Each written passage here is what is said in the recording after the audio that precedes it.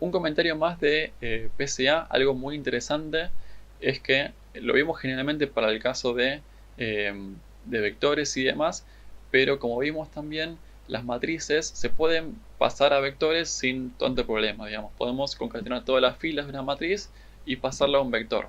¿Está bien? Entonces podemos aplicar PCA a eh, a esos vectores, que entonces eran matrices, y justamente calcular los autovectores que mejor distribuyen los datos. Está bien, cuando proyecto los datos a esos autovectores, quedan más lindo distribuidos, está bien, quedan más dispersos. Entonces, en el caso de imágenes, lo muy interesante es que podemos analizar cómo son esos autovectores, ¿está bien? Porque si los datos son vectores que eran imágenes, los autovectores son vectores que podemos pasarlos a imágenes. Entonces, si tenemos un conjunto de datos de imágenes con caras, por ejemplo, y armamos PCA, podemos obtener algunas componentes, en este caso 16 componentes, con, digamos, 16 autovectores, y podemos visualizar cómo es cada uno. ¿Está bien? Y esto es muy interesante porque vemos que los autovectores, en definitiva, terminan siendo caras también. La idea o la interpretación de PCA, la intuición de PCA en este contexto, es que estas caras pueden diferenciar bien a todas las caras que vieron. ¿Está bien? Con lo cual podría ser que cada cara es un tipo bastante distinto, porque recuerden que los autovectores que haya PCA son ortogonales. Entonces, significa que cada de estos autovectores representa bien un tipo de cara para que quede bien proyectado cuando viene una cara nueva o viene, digamos, un punto que es un vector, que era una imagen, que era una cara, y queremos poder diferenciarla del resto. ¿Está bien? Con el cual tenemos, por ejemplo, acá tal vez una silueta de un hombre, por ejemplo, acá una silueta de una mujer, o digamos con pelo largo por lo menos, y es muy interesante poder darle esta intuición a PCA del hecho de que los autovectores tienen información muy interesante sobre la estructura de los datos y sobre qué son esos datos en sí. ¿Está bien? Es muy interesante esto.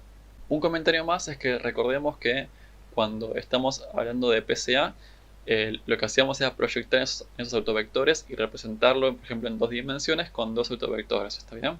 Con lo cual decimos que cada punto se puede representar por la proyección o por la coordenada en ese autovector. ¿Qué significa esto? Es que todas nuestras caras se deberían poder representar, por ejemplo, en, no sé, 0,5 de este, 0,3 de este, 0,1 de este, 0,8 de este, y así, como que tenemos una base de las caras, como que digamos tenemos cada palabra, por ejemplo, en el diccionario se compone de letras. Acá podemos decir que las caras se componen de estos autovectores, de alguna manera, como un poquito de cada autovector, con el cual también podemos eh, descomponer las caras en los estereotipos, de alguna manera tal vez, o digamos las cosas más comunes, de otras caras ya conocidas. ¿Está bien? Lo cual es muy interesante. Bien, acá tenemos un ejemplo práctico de cómo utilizar estos métodos que vimos antes. Lo que hice fue traerme un conjunto de datos de escalar que tiene información sobre vinos y para cada vino, o digamos para decir para cada dato, hay 13 columnas que son básicamente el contenido de alcohol, el contenido de ceniza, magnesio, fenoles y cosas que no entiendo. Y aparte de esos numéricos tenemos un target que vendría a ser la clase del tipo de vino que es. Y la idea, bueno, es básicamente correr estos algoritmos que vimos y poder ver cómo se comparan y demás, y cuán fácil es usarlos y demás. Acá, por ejemplo, corrí PCA. Vean que le pasamos la cantidad de componentes, le pasamos el tipo de SVD, digamos el algoritmo de SVD a utilizar. Esto no es necesario, yo lo puse simplemente para remarcar que posta usa la SVD por adentro. Y hacemos un fit transform para que encuentre primero los autovectores con un fit y transform para que sí proyecte los datos que le estoy pasando. ¿Está bien? Cuando tenemos eso, tenemos esas dos componentes, podemos graficar en dos dimensiones eh, los datos. ¿Está bien? Así que tenemos cada punto es un vino. Las posiciones según fue proyectado en la componente 1 o en la componente 2 de, de los autovectores, digamos, de x por x transpuesta por x, perdón. Y los colores son el tipo de vino que era. Y lo que es interesante es que podemos ver que hay una especie de patrón, ¿no? Porque digamos los azules quedaron cercanos entre sí, los naranjas más o menos también, aunque hay una gran diferencia, digamos, hay naranjas bastante distintos al resto, y los verdes quedaron en el medio, ¿está bien? No tengo idea porque no encontré qué significa cada clase de vino, no encontré esa información en la documentación de Calar, pero tal vez hay una relación entre eso. Estaría buenísimo, aunque no lo sé, que digamos el verde sea parecido al naranja y al azul. eh, Puede ser un intermedio, pero de nuevo no lo sé eso. Como tenemos PCA, también podemos justamente analizar la energía acumulada por cada componente, o digamos, la información o el autovalor que tiene cada componente. Y una observación es que PCA, digamos, este método, si vos querés componentes, te da solamente los componentes y te da justamente la energía o la información o la varianza explicada por dos componentes. Pues entiendo que por abajo calcula solamente dos autovectores, no calcula todos. Así que si uno quiere todas las componentes para saber, digamos, toda la progresión de la información, yo lo hice de nuevo el PCA con 13 elementos, que sé que lo puedo hacer pues tenemos 13 dimensiones originales. Hice lo mismo y grafiqué la varianza explicada. Hay dos formas de hacerlo esto. Hay una forma que es solamente esta propiedad, que lo da en términos absolutos.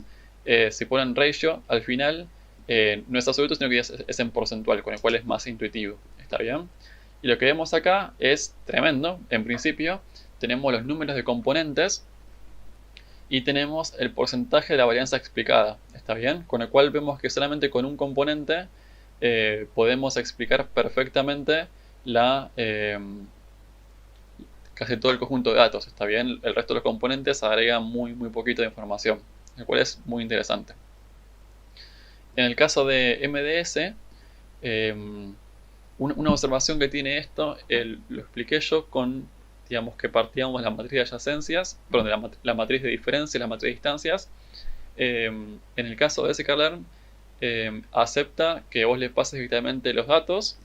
Si ustedes quieren pasarle la matriz de distancias, pueden poner precomputed acá y le van a pasar la matriz de distancias. ¿Está bien? En este caso lo que va a hacer es tomar las distancias euclidias entre los puntos para armar la matriz de distancias y seguir desde ahí. Así que calculan esto y podemos hacer el mismo ejemplo de graficar el conjunto de datos de vinos según el MDS. ¿Está bien?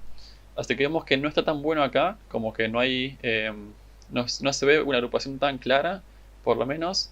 Lo que estamos viendo es que una componente y la otra componente son muy similares, ¿no? Como que hay una, digamos, una línea de estilo, por ejemplo, y igual a menos x, con el cual hay una componente que no agrega mucha información respecto a la otra. ¿Está bien? Pero sí también vemos que los azules siguen estando cercanos entre sí y los naranjas también. Y los verdes son más parecidos a los naranjas. Eso lo seguimos viendo, ¿no? Lo cual es interesante, pero el resultado en general con dos dimensiones no está tan bueno. Como que tal vez con una dimensión veíamos lo mismo. ¿Está bien? Y por último tenemos la Playasian Asian Maps, que en ese canal se llama Spectral Embedding. Se llama Spectral Embedding simplemente porque el analizar los autovectores y autovalores del laplaciano se llama análisis espectral, y embedding es porque estamos utilizando esos autovectores para embeber los puntos originales en ese espacio k-dimensional pequeño. ¿Está bien? Pasamos también la cantidad de componentes o la cantidad de dimensiones que queremos y el tipo de afinidad, que es, digamos, cómo armamos esa matriz de adyacencia. También tienen el método de RBF para poder pasarla acá. Yo experimentalmente vi que en este caso no daba tan lindo el RBF, así que este da un poquito mejor y es el de vecinos más cercanos. Así que pueden hacer lo mismo, básicamente, y nos queda este resultado. ¿Está bien? Nos queda una curva de este tipo. De nuevo, los resultados son más o menos similares, los azules quedan cercanos entre sí. Los naranjas es un poco más difícil porque están superpuestos. De hecho, lo que puedo hacer es ahora meter un alfa. Ahora sí. Ahora vemos que no hay mucho solapamiento acá. Sí, también es un pequeño solapamiento, pero parece estar más concentrados por acá, los naranjas. Vemos que este orden de primero naranja, luego verde, luego azul se mantienen los tres, lo cual es interesante. Y nada, unas conclusiones similares. Lo que siempre pasa, lo que nos pasó más o menos en los tres gráficos, es que con una componente o una coordenada vemos básicamente lo mismo que con las dos, ¿no? Porque en este caso, este eje Y, la verdad que aporta muy poco, pero el eje X nos da, digamos, todo este orden de las clases y el solapamiento entre el verde y el naranja, y que el azul está un poco más diferenciado. Así que las conclusiones en estos tres gráficos son más o menos las mismas, y es interesante ver cómo cada método es un poco distinto. ¿Está bien? Este mismo hecho de que este método termina produciendo cosas no lineales interesantes también, ¿no?